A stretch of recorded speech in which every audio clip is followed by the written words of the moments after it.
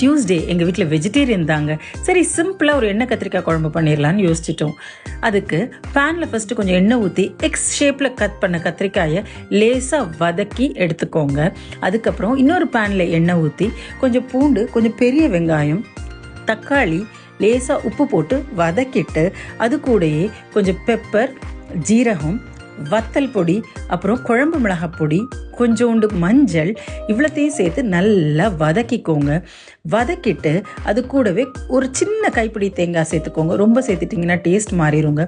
சேர்த்து வதக்கிட்டு அது ஒரு மிக்ஸி ஜாரில் ட்ரான்ஸ்ஃபர் பண்ணிவிட்டு மைய அரைச்சி வச்சுக்கோங்க. இந்த சைடு சட்டியில் கொஞ்சம் எண்ணெய் ஊற்றி கடுகு, வெந்தயம், சின்ன வெங்காயம், கருவேப்பிலை, அப்புறம் இந்த அரைச்ச விழுது, கொஞ்சோண்டு புளி சேர்த்து கொதிக்க விட்டுக்கோங்க. கொதிக்கும்போது இந்த எண்ணெய் கத்திரிக்காயும் அதில் ஆட் பண்ணி திரும்பியும் நல்ல எண்ணெய் வெளியே வர்ற வரைக்கும் கொதிக்க விட்டு இதை ஹாட்டாக சர்வ் பண்ணுங்கள்.